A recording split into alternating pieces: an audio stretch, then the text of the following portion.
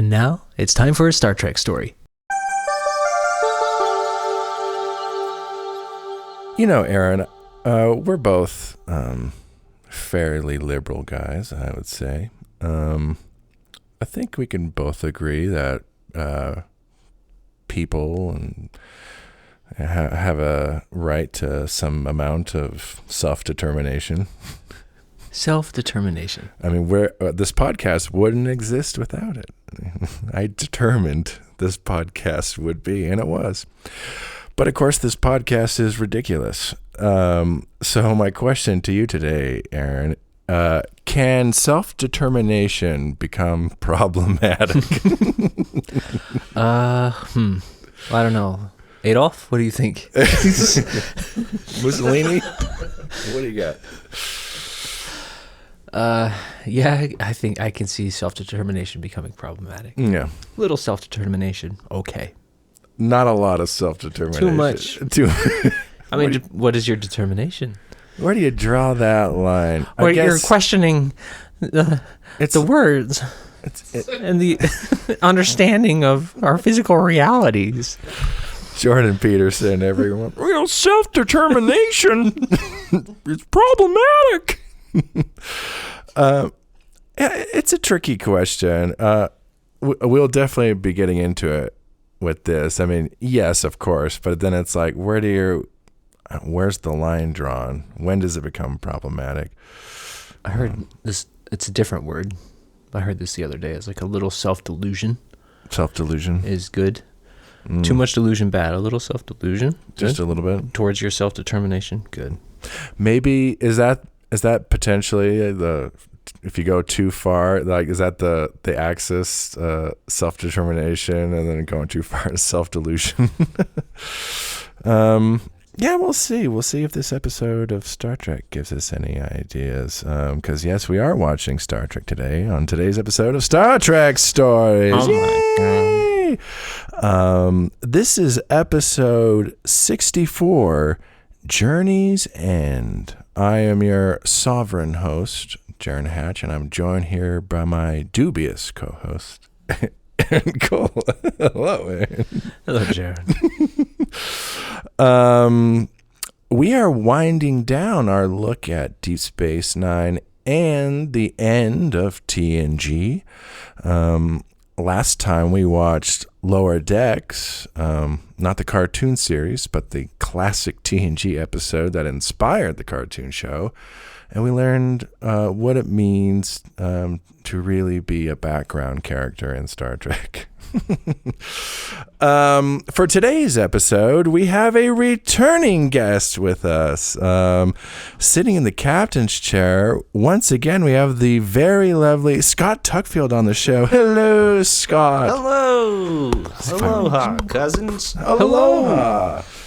Yeah, welcome back to the show, Scott. It's great to be back. Thank you for having me. Yeah, in case you're new to the podcast, Scott is one of our dear good friends from the old college days. Scott is also a wonderful artist and does incredible prints. You can check out his stuff at scotttuckfield.com, I believe. Yep, thank you. Of course. You really should check it out. There's some fun stuff. I was actually looking at some of your prints yesterday. I'm like, because I'm looking at, I need to put up some artwork gotta get on you some set of my up in walls. here. And I'm like, and I was like, so I've been looking at some pieces, and I was like, there's a couple of some nature pieces I've seen you do that I really like. So, thank you. Yeah, you just let me know. Come hang them up myself. Yeah, I'll be in touch. Last time you were here, Scott, we watched Remember Me, that crazy episode where Dr. Crusher falls into a warp bubble universe. And yeah, that was a good one. Existential dread. That was a good one. There's something wrong with the universe. Yeah, I think we all thoroughly enjoyed that one. I think we even mentioned that a couple times afterward in our highlight. Like, what did we like in that last batch of episodes? I think we're both like, Remember Me. Such a good time. It's so good. You know, Scott, previously on the podcast, we have talked about spirituality, philosophy, a few cosmic ideas we've gone into. with today's episode, we're getting a bit more political with this one, which we haven't quite done with you yet. I guess that Romulan episode we did of TOS was. Oh yeah. Oh yeah. The Enterprise incident. The Enterprise incident had me on the edge of my seat. Yeah. I know you definitely have your political opinions, concerns. I'm curious, like, and knowing some of your politics, also knowing you as a philosophical, spiritual person, do you ever find that you have any kind of like crossover between some of your philosophical, spiritual outlook, like that kind of crossover with some of like also some of your political outlook, or just some of your philosophy and view on spirituality kind of inform some of your political ideas at all? Oh yeah. Definitely. It's all one thing in the end. I would go as far as to say that the spiritual / philosophical is what gives way to the political and the logistical choices. And so it's sort of like a flower and its stem. Like you can't really separate them at any meaningful point. Do you ever feel the reverse where some of like any kind of political thoughts or concerns kind of like come into your artistic work at all? Oh yeah, definitely. I feel like the political ideas and movements are a really powerful way to inspire compassion and sympathy and to really imagine yourself in other situations.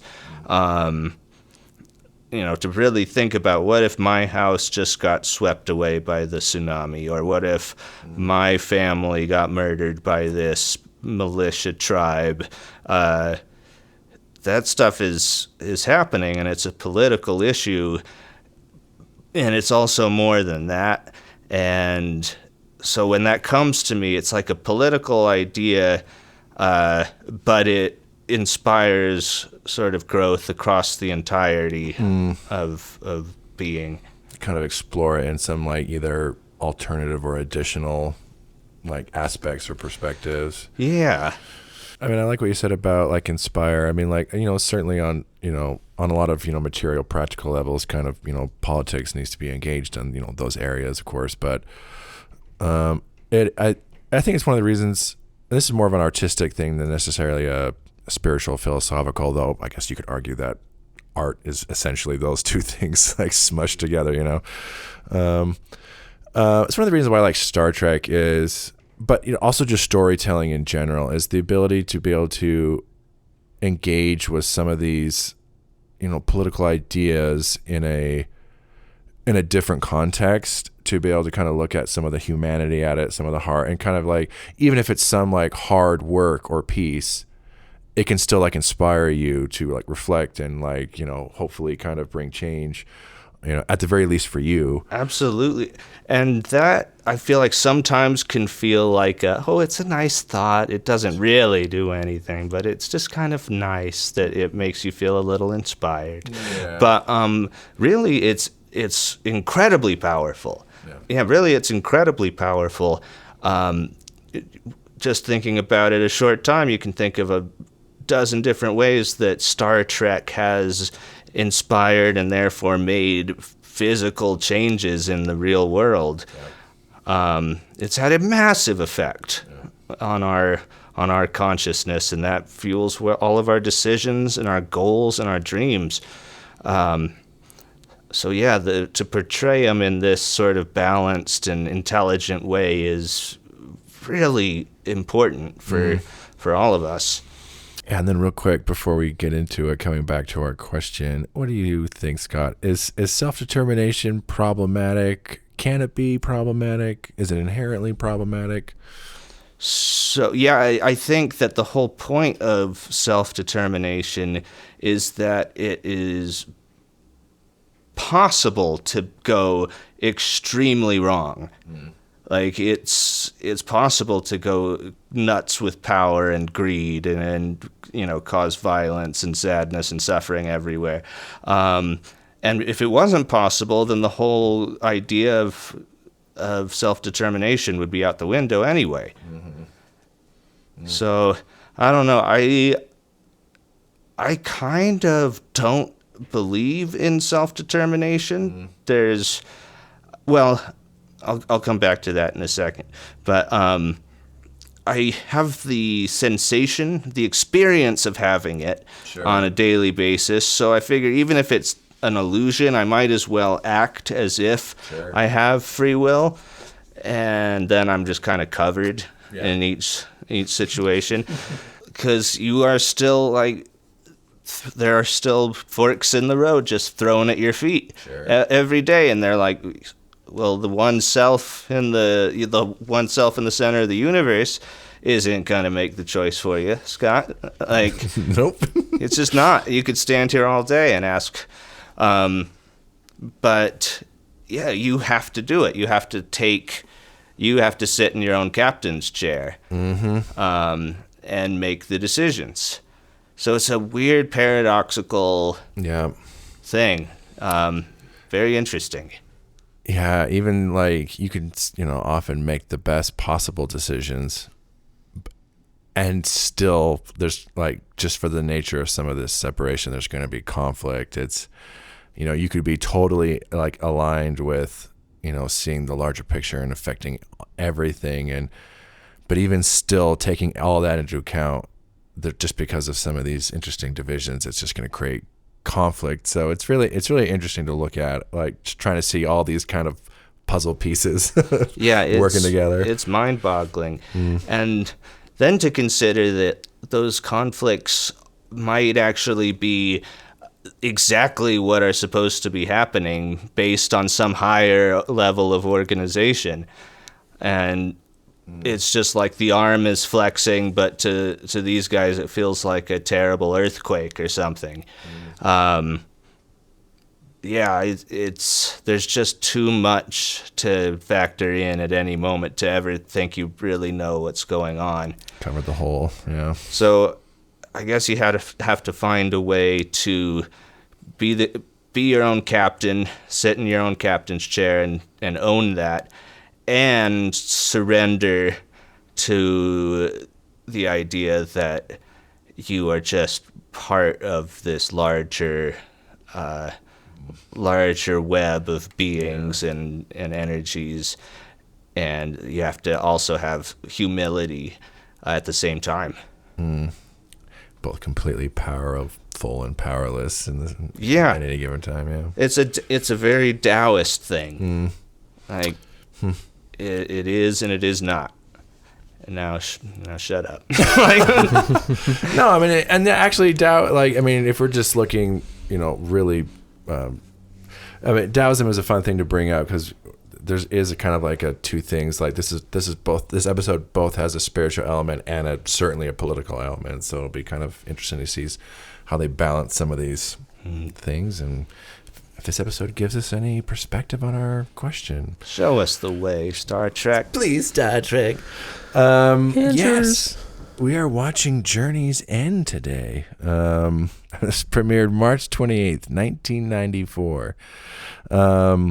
This is the 20th episode of the 7th and final season of Star Trek The Next Generation. So we're getting like right toward the very end of the series at this point. And yeah, also, like, so we're here in the last season of TNG. At this point, they are kind of wrapping up some of their loose threads, characters, any last little things they want to do. Today, we are going to be wrapping up Wesley Crusher's journey. Wesley has already left the show by this point, but he's gone off to Starfleet Academy, but he does make a few return appearances before the show ends.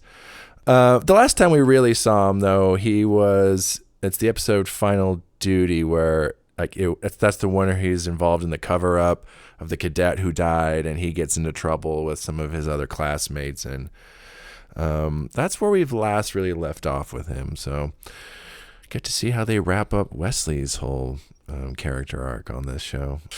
All right, for those at home who are going to watch along with us, Star Trek The Next Generation is streaming on Paramount Plus. You can find it by bringing up Season 7, Episode 20, and we will be back after we watch Journey's End.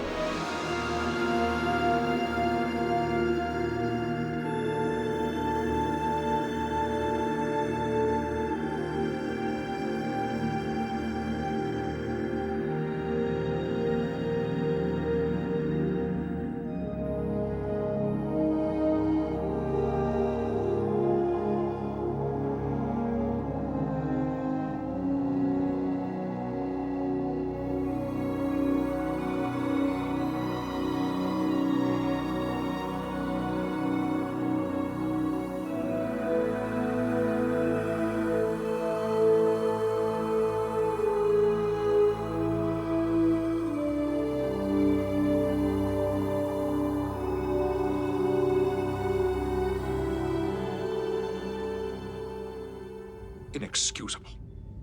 You defied the orders of the ranking officer on the scene. You put the lives of the entire away team in jeopardy, and you made an already tense situation worse.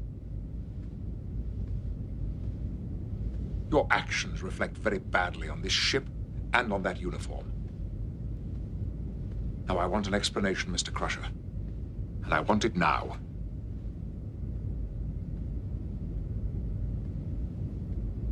What you're doing down there is wrong. These people are not some random group of colonists. They're a unique culture with a history that predates the Federation and Starfleet. That does not alter the fact that my orders are I know Admiral Nechayev gave you an order, and she was given an order from the Federation Council.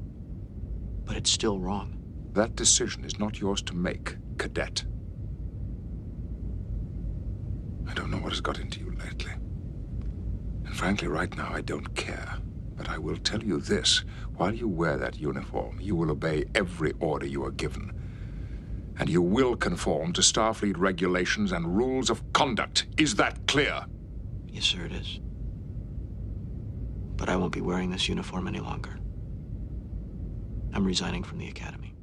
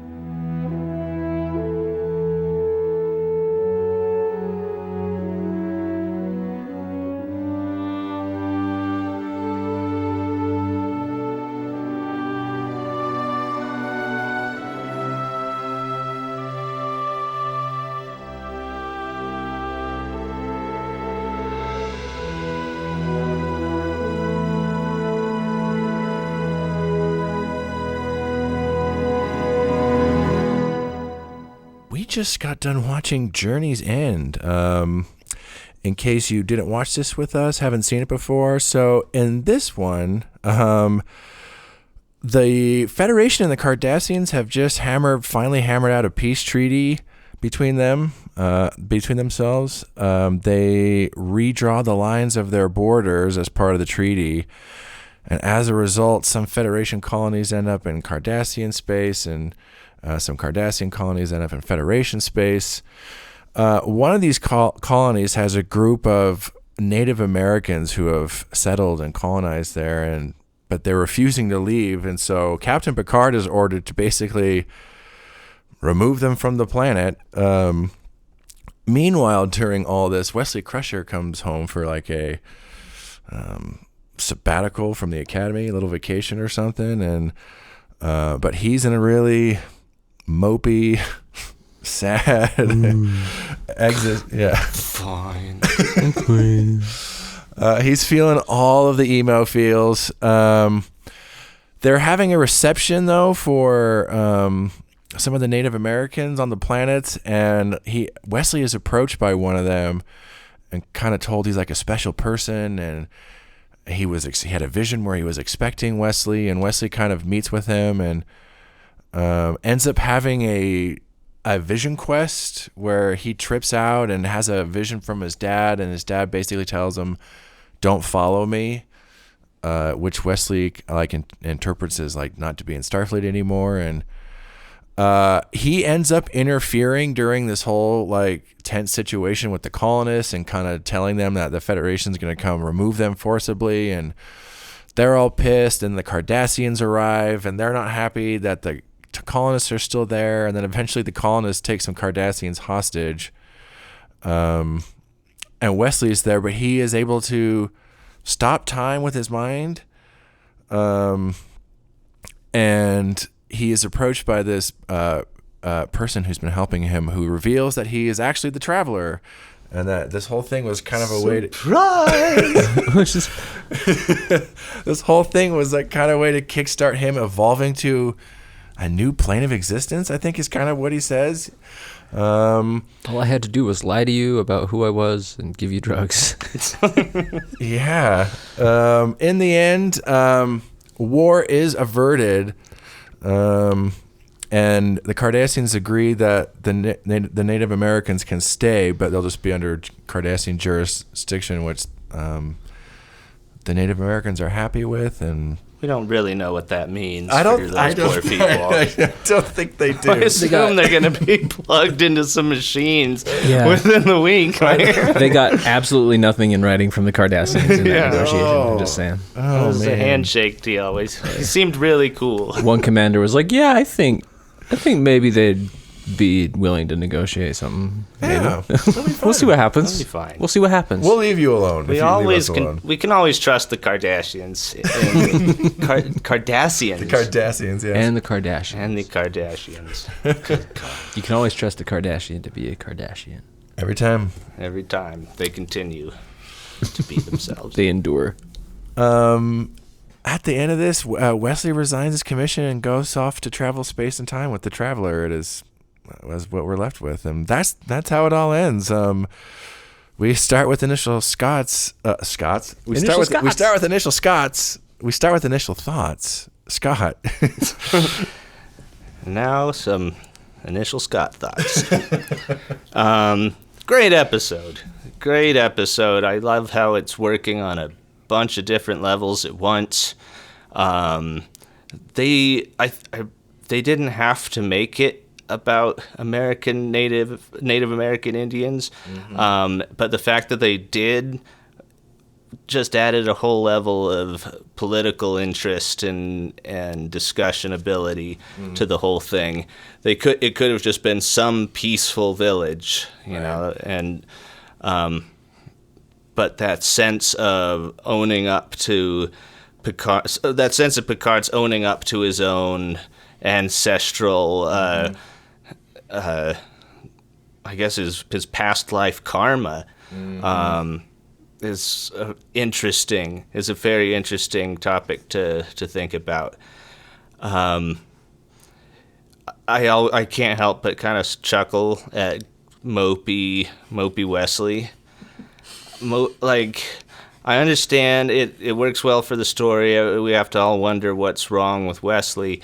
But if he is literally days away from enlightening himself up to zip to the next plane and teleporting himself with his mind and stuff, seems like he would have gotten basic manners and patience, even when it's tough. He's just acting like a 7th grader. Yep. I don't know. That's just silly. But I loved it. I think it's a great episode. A lot of interesting questions to discuss. Yeah, interesting kind of mashup of spiritual and political stuff. Yeah, Aaron, initial thoughts coming on of Journey's End. Gosh, not really. Just tumbleweeds in there. It was an episode of Star Trek Next Generation that I watched. That happened. It was a journey's end for Wesley Crusher. Did he deserve it? He hasn't been there for seasons, and he gets a wrap-up episode? Yeah. I mean, with potentially huge implications. Yeah. I guess I'm just gonna transcend to a higher plane. Bye, Mom. She's like literally like, don't forget to wear a jacket on those planes of existence. I will, Mom. Like literal, but like literal dialogue from the episode. Oh man. Yeah, just wacky, wild stuff. I feel like, we've talked about how the original series tried to do Native American storylines before, but they always did it with white people. Yeah. To actually plug Native American actors into it is a nice touch, but I think it still just feels very cringy. Like it's not quite Star Trek's place to talk about it in a way. So I was a little bit put off by that. Mm-hmm. Yeah, I don't know. Not my favorite episode of Star Trek ever. Yeah. I think for me, like I definitely have feelings about this one. And some of my feelings like kind of echo some of yours. I want to start with what I do like about this episode. Even though I don't know how well executed it is in Will Wheaton's performance. Will. Oh, poor Will. I do have some thoughts and feelings on the details of the story, but I think generally speaking, the idea of having Wesley not end up in Starfleet and kind of goes his own way, I like that idea that like Wesley needs to be his own person. And I think when you watch the show, you can definitely see he's always trying to live up to the expectations of like Captain Picard, and when he's like gung-ho for Starfleet and like my dad was in Starfleet, and I like that his story ends with him like, that's actually not me. That's the thing I appreciate the most.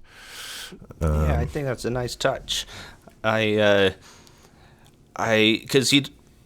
feel like what it really gives is, like, I'm just thinking about what Aaron said about did he deserve it, which it is really nice to have this loop kind of closed, that all these seeds that were planted in season 1 of like, oh, it's gonna be all about you, and you're gonna really be special. Space Mozart. Yeah, you're gonna be Space Mozart, and then we never really. I mean, he's obviously a very intelligent little fellow, but this kind of justifies all of that stuff in the first season. Yeah. And that's a nice bit of closure. Yeah, and I'm glad I'm glad that they do call back to that. Like, I have thoughts on feeling like, because like it's also like, yeah, does he deserve this? Is he really some space Mozart? Like, it's like you were saying, it's like he's the space Siddhartha, space Buddha. Yeah, Space Buddha. The young white space Buddha. White space Buddha. Young white space Buddha of the future. Yes. Wesley, you can learn Kung Fu. Oh, just freeze time. Look out, it's coming straight for him. I think it's a great space Buddha, or whatever I said earlier. Oh my God! Like, yeah.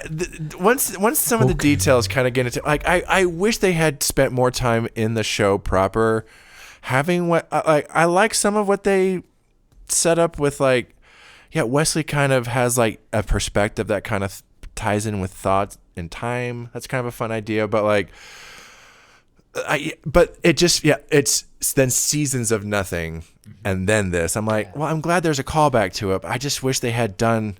It feels so rushed, and then when he's in this kind of mopey, like we talked, like, yeah, he acts like a 7th grader, and it's like, this is the enlightened, this is Buddha, like, He's like literally hours away from zipping off to another dimension. Doesn't seem like he's in a place to accept that new knowledge. Yeah, it's a lot.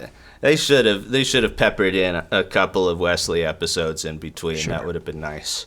Or maybe not. I mean, the closest we got was when we watched Remember Me, even though Wesley isn't the focus of that episode. Like, it is still him. And he certainly doesn't need to be. We don't need Wesley to be the focus. No. He's fine. Yeah, and then the other element that you bring up, like white space Buddha. I'm like, there's white space Buddha, because there's just some like unfortunate like stereotypes this falls into of, you know, like the white savior.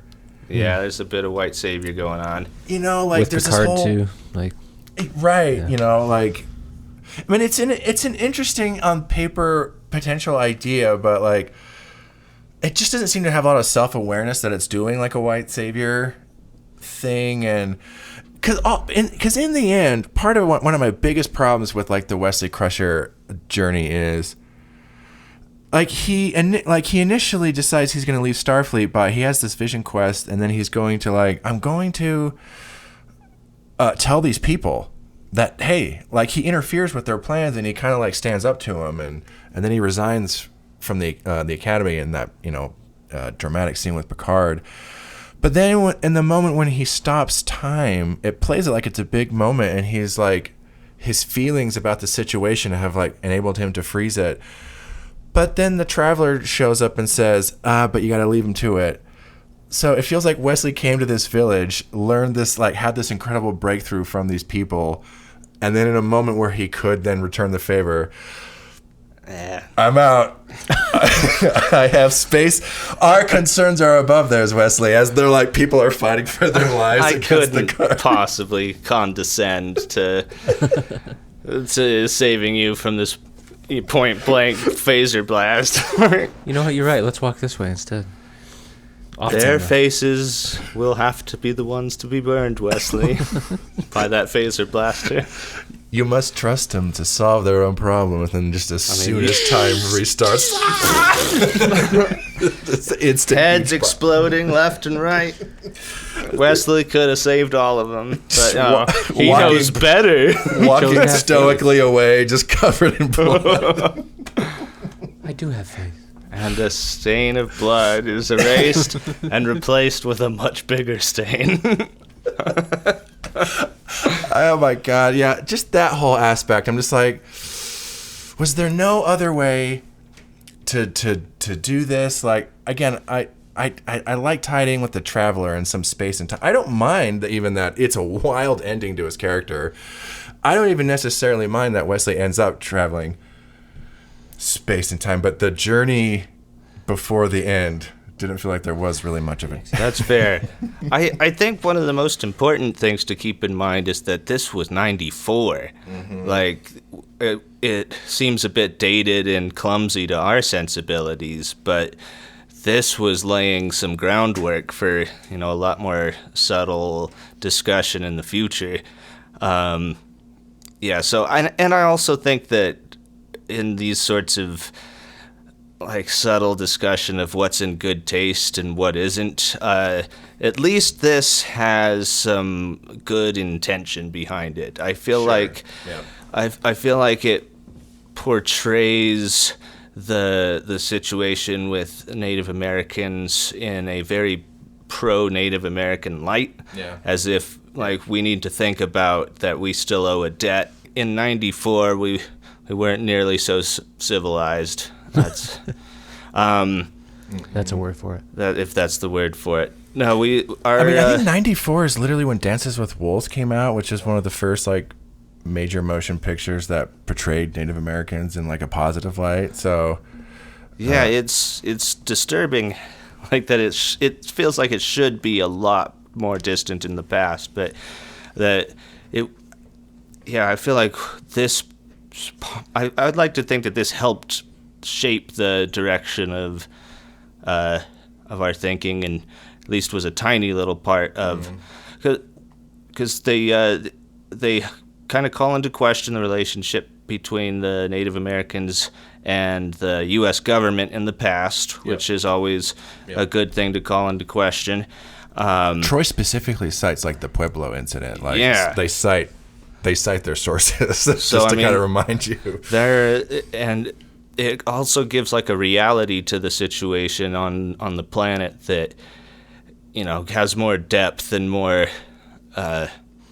implications than, again, just any random old village. The fact that it's tied in with this debt that we kind of carry forward into the future is really interesting.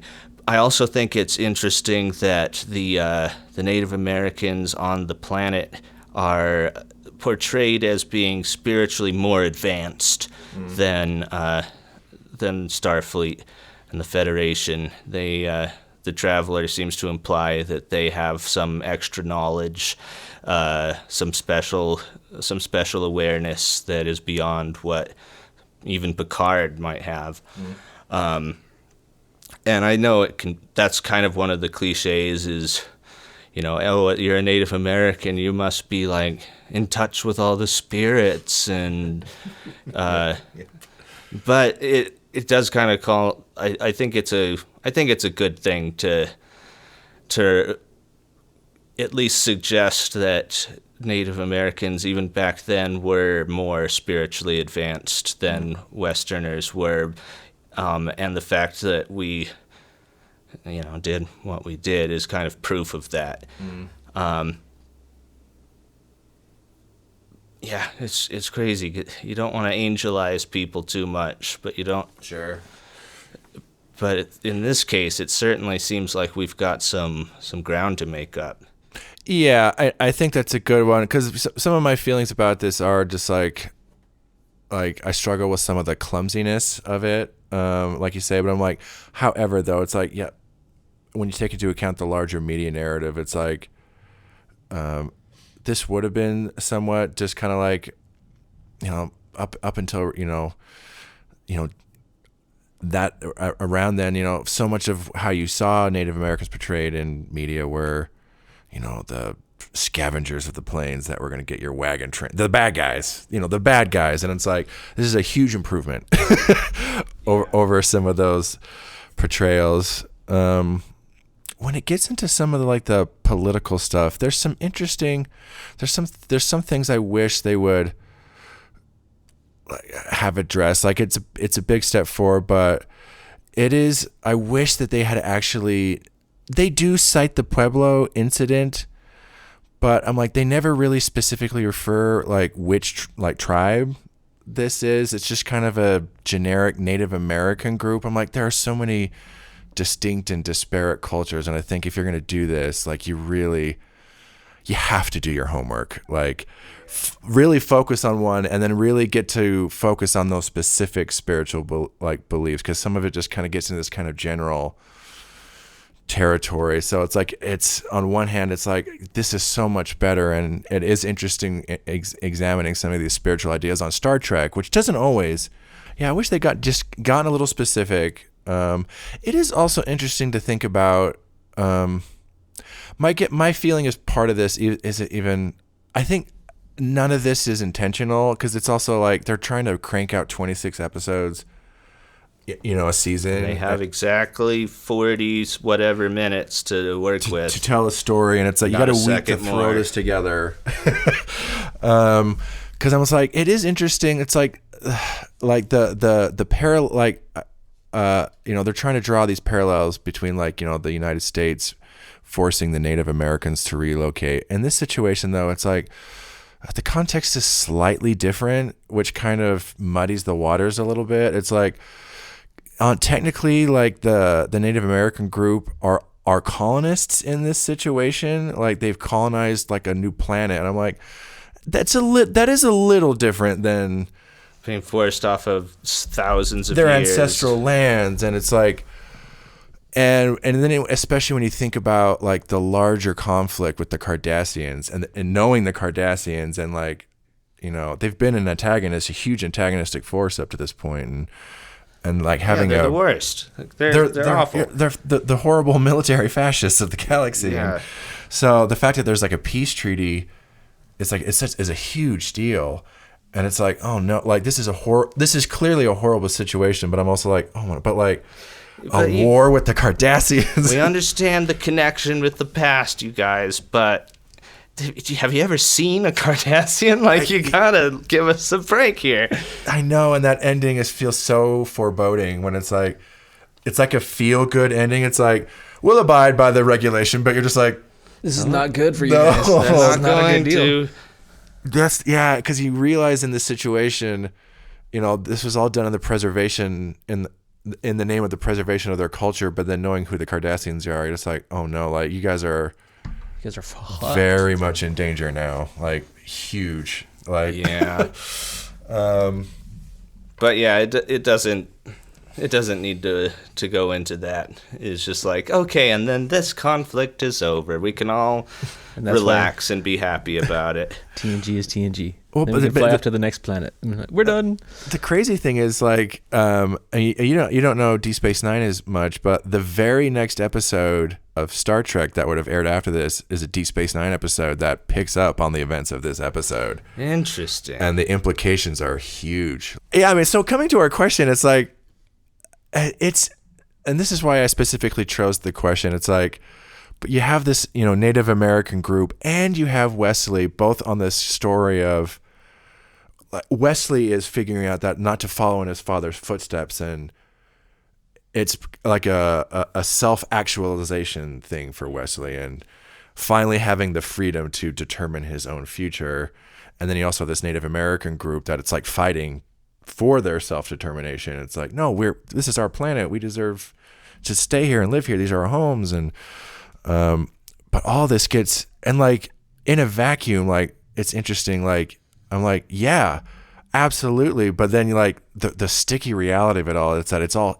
Both of these stories are strangely kind of problematic.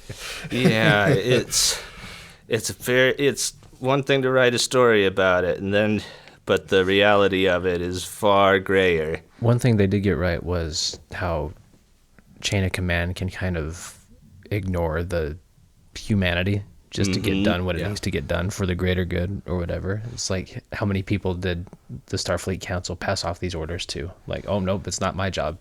But those people gotta go.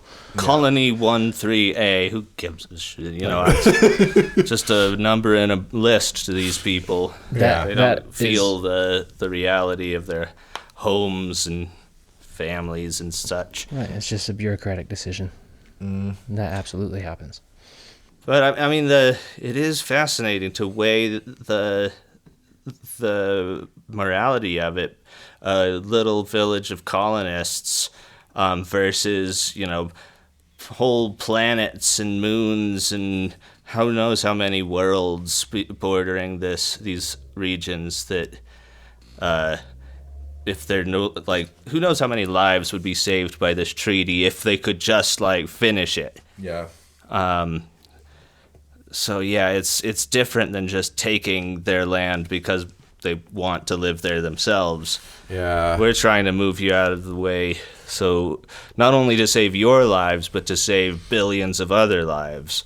Right, because every time they cite the Cardassian War, like that it happened, like Chief O'Brien talks about it, but it's always referred to as like it was pretty bad, like horrific, like horrifically bad. Yeah, it's like I'm sorry, guys. I know this is gonna suck, but just you gotta stun those motherfuckers and carry them out. And then you can work out how to make it up to them in the future. But come on, man. When you say no, you're ignoring those billions of other lives and their spiritual significance. Yeah. But putting themselves in huge danger now. Yeah. I almost feel like they should have just showed us some footage of so here's this planet called Bajor that the Cardassians occupied for 60 years, and just show them footage, just these are the Nazis. Yeah. That is essentially this is your future. This is gonna be your new planet. If you want to stay here and fight the Nazis, you guys go for it without our help. Clearly, the Cardassians are, in the end, the bad guys of this situation. The fact there even has to be a peace treaty in the first place is because of these expansionistic fascist assholes. Yeah. Part of the treaty. There's nothing we can do. Yeah, and like I said, with the episode itself, with its clumsiness, you I think you said it, there are definitely good intentions here. And they're trying to get to some interesting ideas and concepts. You gotta hand it to them for actually using Native American actors that. You could have easily then just skipped that part, phoned it in. At least they tried. So yeah, I mean that's right. That I feel like is worth a shout out. Good work, Star Trek. You probably didn't have to do that, but No. you did anyway because it was the right thing to do. Before we wrap it up, I have to ask real quick. We've been watching all the Traveler episodes now, and this is the last one. Good Traveler. So if we're keeping all these episodes in our mind, how would we rank these? We have Where No One Has Gone Before, we have Remember Me, and we have Journey's End that we just watched. I feel like Where No One Has Gone Before strikes me as the most iconic, the quintessential Traveler episode. Absolutely. If you only could have one, that you would want it to be that one. Remember Me is really good. I'd probably have to go in chronological order. Yeah. Just, Where No One Has Gone, Remember Me, and then this one. But I do love them all. I think I like it when they go into this space where they can talk about spirit and consciousness and mind power, and that always is fun for me. It's definitely the first time the franchise had really kind of touched into any of that, like in TOS that the original show never really does. Yeah. At all. So this was kind of the first little bit of it. Deep Space Nine certainly does as well. They should do a show. I hate that I'm saying this. They should do a show where Wesley Crusher comes back as the Traveler now and inspires That's the a next really generation. good idea. Star Trek Doctor Who. Yeah. Or just Wesley can go anywhere in space and time. Fuck, I can't believe I The just Crushinator. What do you think, Aaron? These 3 episodes, how would you rank them? Yeah, 1, 2, 3. Mostly because we don't get a lot of the Traveler in this episode. Yeah, he is a tiny part in this whole thing. Yeah. Yeah, and even in the second one, he comes in to help. He gets a little more to do there.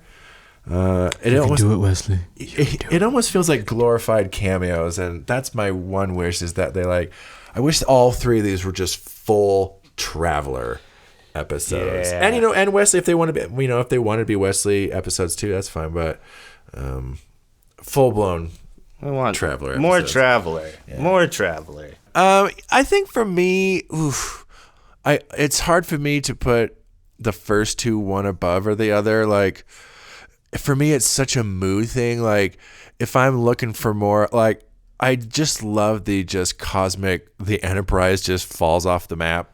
Yeah. Concept I think that's awesome. In the first one, even though it's got some of its like season 1 kookiness. Oh, it's so silly.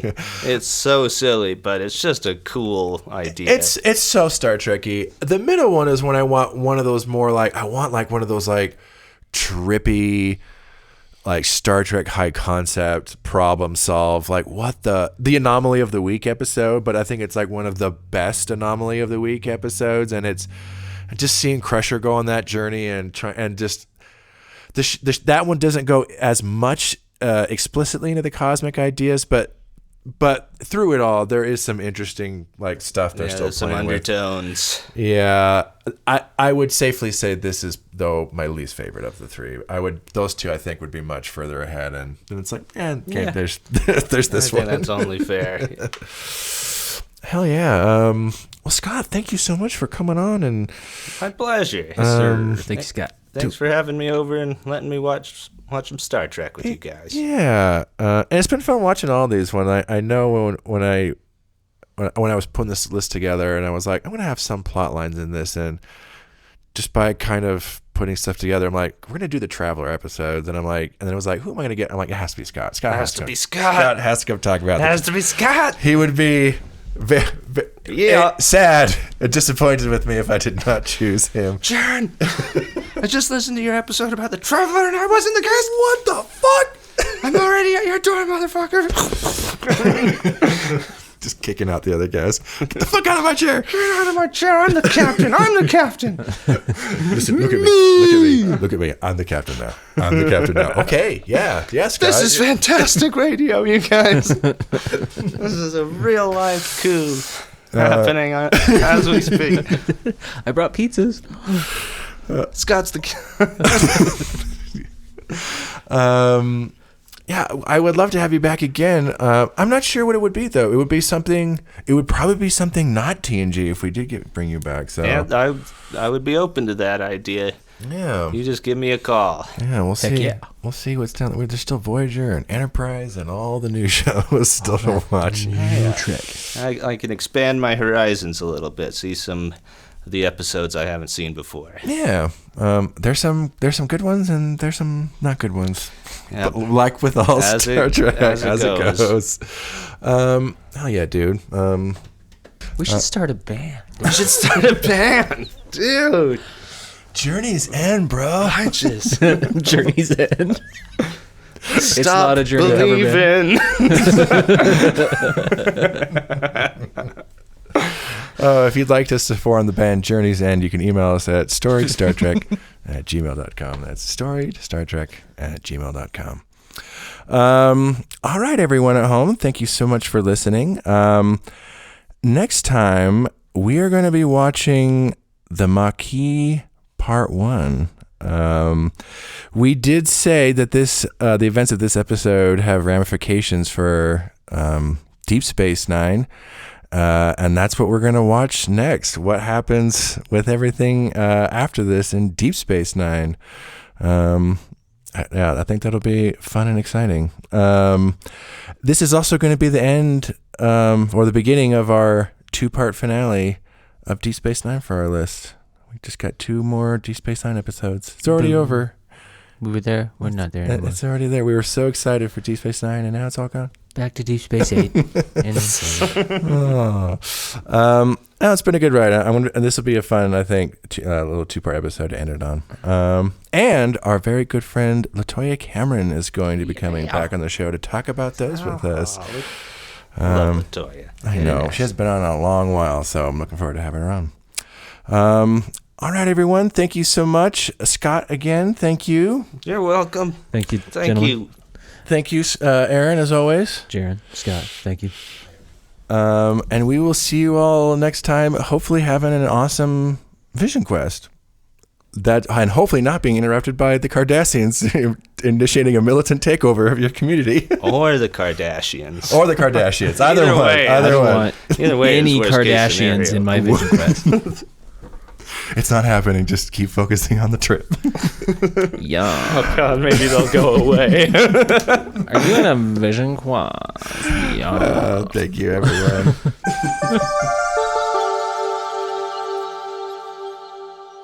Thanks for listening. If you'd like to share us your own Star Trek story, you can email us at storiedstartrek@gmail.com, or you can visit our Discord server. You can find us by clicking on the link in the show description.